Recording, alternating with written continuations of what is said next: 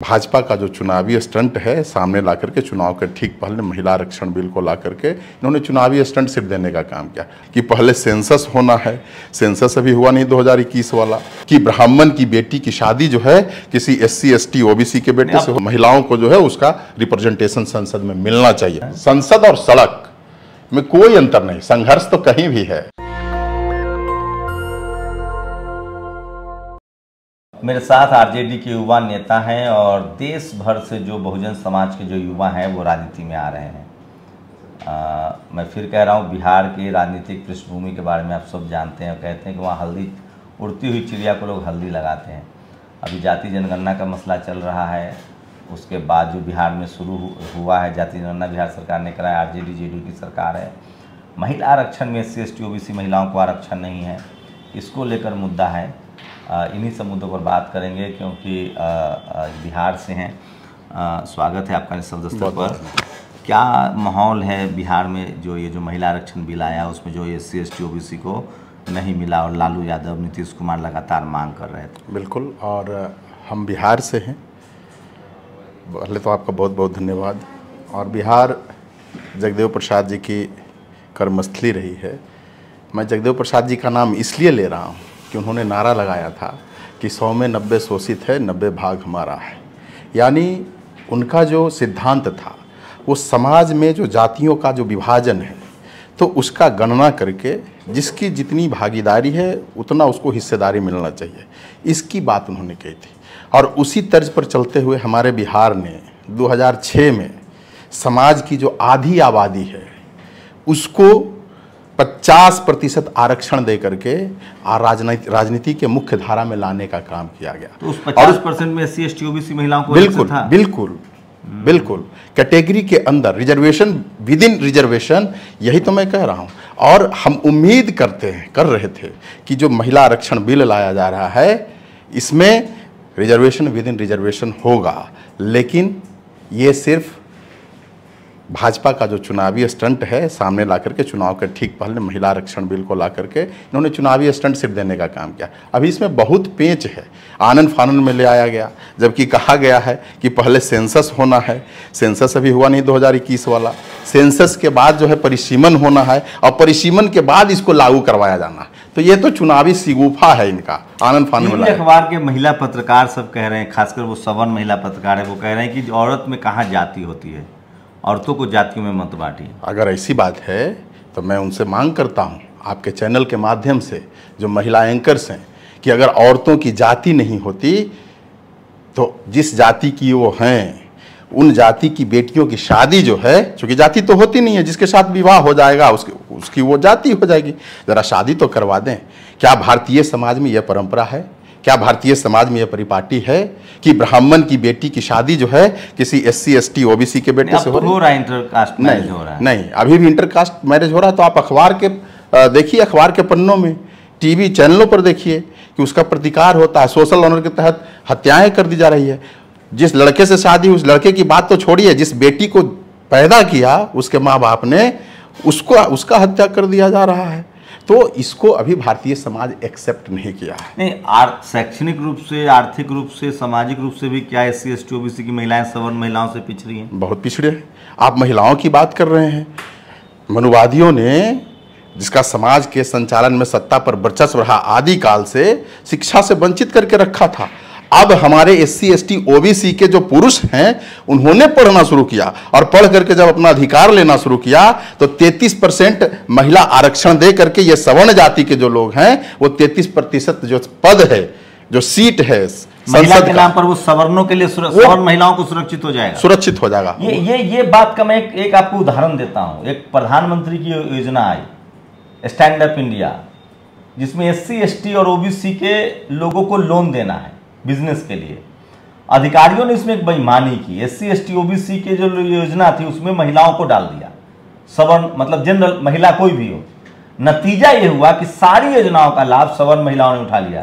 तो सोचिए, जिस समाज में SC ST OBC समाज के महिलाएं पुरुष से ही पिछड़े हैं, बैकवर्ड के नाम पर उनको रिजर्वेशन मिल रहा है। 131 SC ST के मर्द मतलब पुरुष, उसमें महिला पुरुष दोनों लड़ सकते हैं, वही नहीं अभी उससे आगे बढ़ पाए हैं।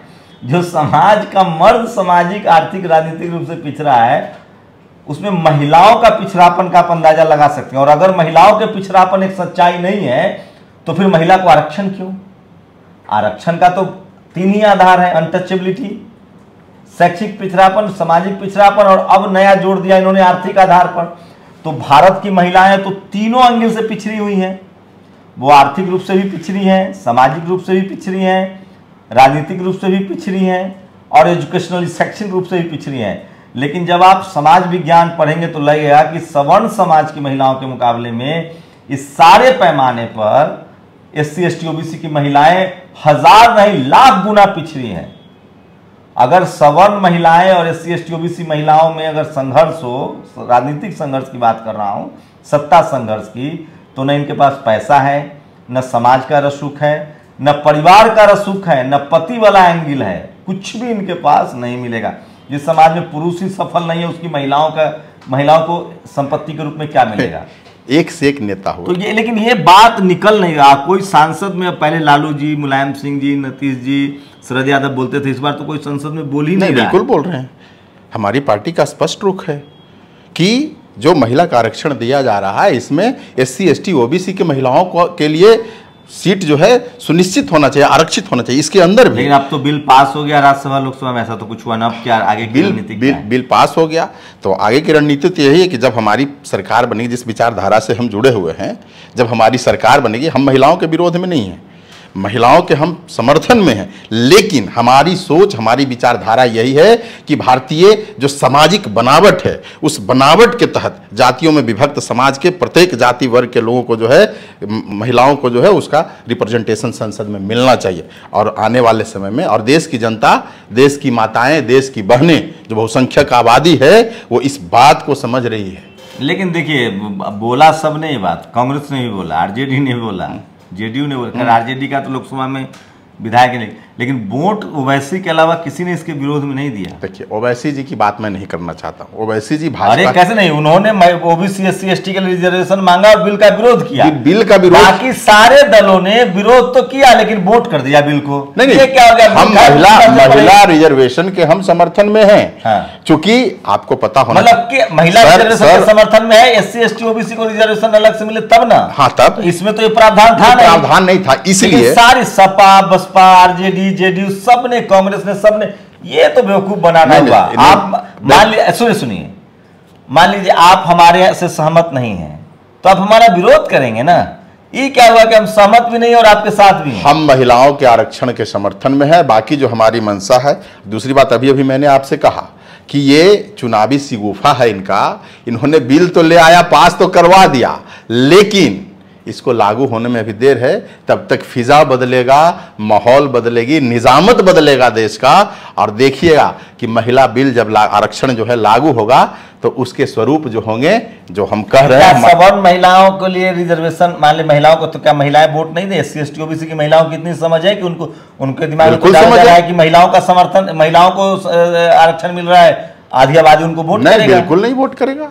समझ है, बता भी अभी हमने कहा। लेकिन आपको नहीं लगता कि ओवैसी के अलावा और कोई दल और कोई भैया, ओवैसी जी की बात करें तो ओवैसी जी जिस तरह से ऑफेंसिव होकर के जिस तरह की वो राजनीति करते हैं, तो ये देश की सारी जनता जानती है कि वो भारतीय जनता पार्टी के जो हैं बी पार्ट हैं। वो सीधी सी बात है, उनकी मनसा मानसिकता, उनके किसी भी बात से, किसी भी स्टेप से, किसी भी स्टेटमेंट से भाजपा को लाभ होता है।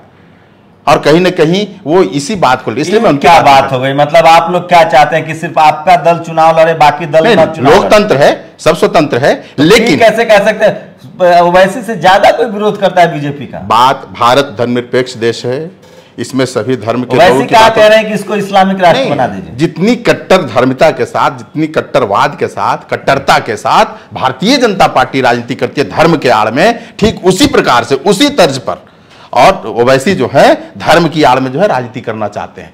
तो दोनों सिक्के के, एक ही सिक्के के दो पहलू हैं। भारत एक सेकुलर देश है, धर्मनिरपेक्ष देश है, सर्वधर्म समभाव का यहाँ भाव है, इसके साथ राजनीति यहाँ करना होगा। आप लोग कैसे मैसेज कर पाएंगे? तो महिलाओं को तो ये, इनके पास टीवी, अखबार है, महिलाओं को कह दें कि हमारे पास लोग हैं सर, 90% हिस्सा जो है SC ST OBC का है, और हम अपने उन लोगों के माध्यम से, भले अखबार इनका है, चैनल इनका है, हर अखबार चैनल की बात को भी हमारे लोग भली भांति समझने लगे हैं, और हमारे जो लोग हैं और लोगों का जो नेटवर्क है उसके माध्यम से आप नेताओं को संसद में होना चाहिए, इतना बढ़िया आप बोलते हैं। संसद और सड़क में कोई अंतर नहीं, संघर्ष तो कहीं भी है।